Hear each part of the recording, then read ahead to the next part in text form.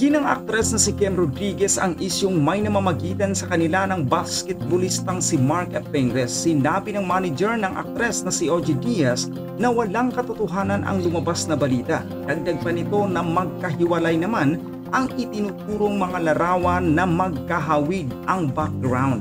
May mga kaibigan umano ang aktres na nagpapatunay na sila ang kasama nito.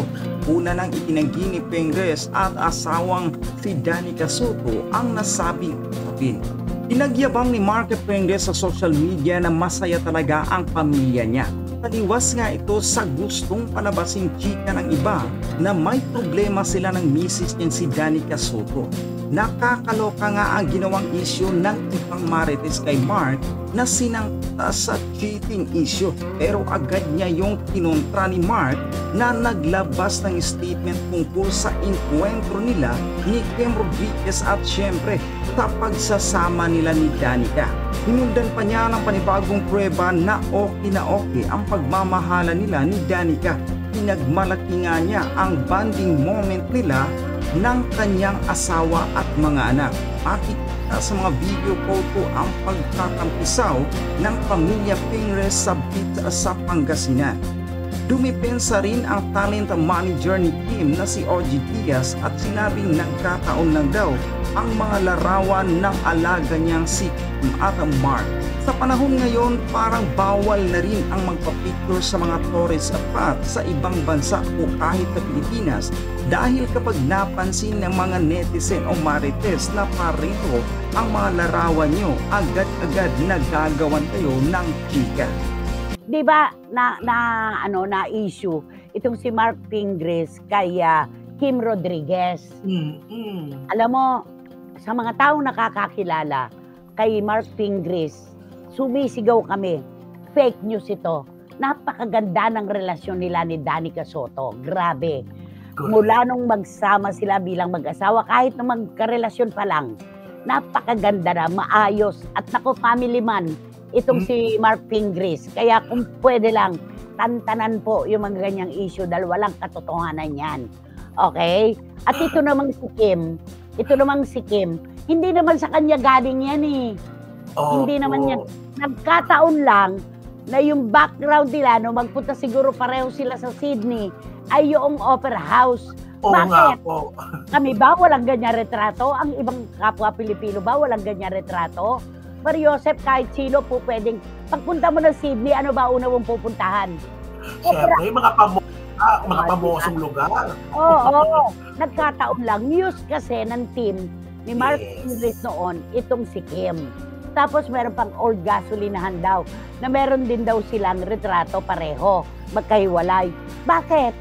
Ako ba hindi pwede magpakarga ng gasolina doon sa old gasoline house na yon? Diba? At saka kung pagbabasihan talaga yung mga retrato ni Mark Pingres, February pa, March naman ito, si Kim. Kaya nanuknukan ng layo, diba? Kung magbabasa sila at totoo yan. Nasubaybayan po namin ang relasyon ni Mark Pingres at ni Danica Soto. Unang-una si Mark, sumikat na basketballista, pero never nating nakita na nagyabang, na nagpaka-playboy. Alam ba, pag mauwi siya ng Pangasinan, nanghuhuli pa siya ng ararawan. Kasama niya yung mga barkada niya nung bata pa siya, yung mga taga-palengke, nung walang-wala pa sila ng mama niya. Kaya wag nating wasakin ang isang napakagandang relasyon.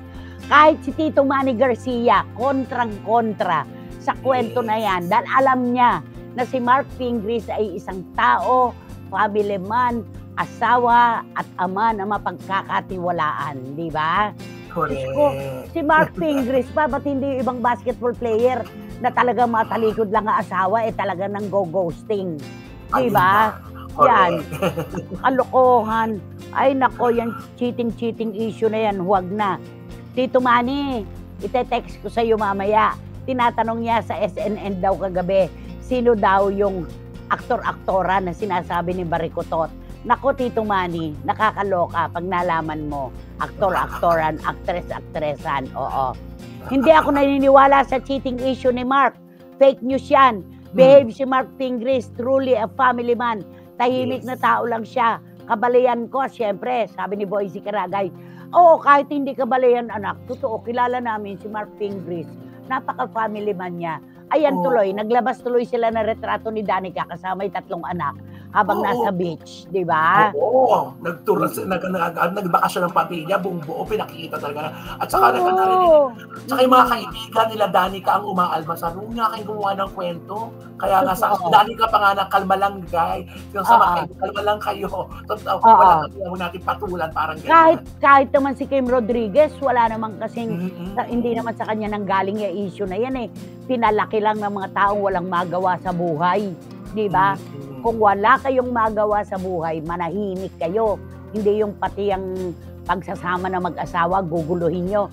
Takot na lang ni Mark Pingris sa mga Soto, charot. At saka hindi na, di ba, nung mga interview ni Mark Pingris sa mga nagdaan, talagang pamilya talaga importante sa kanya. Wala, kilala natin si Mark Pingris talaga. Yun lang hindi pagbabago ng kanyang ugali mula nung siya ay naging sikat na basketballista, mula sa isang napakatahimik at napakasimpleng anak ng Poso Rubio, di ba? Aba, Diyos ko, napakalaking katangian na ni Mark Pingris yan. Grabe, di ba? At saka yan hindi aalis na hindi kasama pamilya, mahal na mahal niya ang kanya mag-iina sa totoo lang. Nay, palagay po, hindi po tunay yan. Isang malaking fake news. Knowing Danica po and the mom na maaaring di magsalita kung totoo yan. Mga walang magawa sa buhay, marurumay isip. Kahit Holy Week, manahimik, sabi ni Dan Clavesillas. Oo, nung lumutang po ito, Viernes Santo, Sabado de Gloria, Linggo de Ramos, hindi, ala na ba talaga kayong, hindi na ba kayo, ano ba ang tawag dito? Hindi na ba kayo gumagalang? Hindi man lang ba kayo rumerespeto sa pagtitika at pagninilay-nilay? Maawat mahigit naman kayo dyan. At saka na hindi nila talaga tinatantanan hanggang hindi naghiwalay. Kasi noon ba ito parang Pebrero pa ito lumabas ang issue to blind item. Ito ngayon pinangalahan. Inulit. Alam mo, kung hindi nyo kayang pumunta ng Sydney at magpakuha ng picture sa harap ng Opera House at sa gasolinahan na yan kung saan man Timbuktu yan, tumahimik na lang kayo. Naku, napakaganda ng buhay ng mag-asawa. Fake news yan, sabi ni Tita Nene Olanday, napakaganda, tahimik ang relasyon ni na Mark at Danica, totoo naman. Sabi ni Toby Murabe, nako, syempre, Vic Soto, #1 fan. Ayan, oo. Hello, Kuya Romel and Nanay Christy from Tagos, Matalom, Leyte. Ay, nandun pala si Toby ngayon. Nakatutok na po ang buong Amoren family. Belated happy birthday po kay Mama Vilma Amoren. Oy, Toby, mag-iingat ka dyan sa Leyte, anak ha. Kumusta kay Mama Ana? At eto sabi ni Philip Villanueva, mas maganda po siguro ang mga pictures na kukuhanan, lagyan ng date. Pwede naman po yan sa mga bagong gadget. Lagyan nga naman ng date kasi. No, lagyan ng date para hindi na naliligaw pa.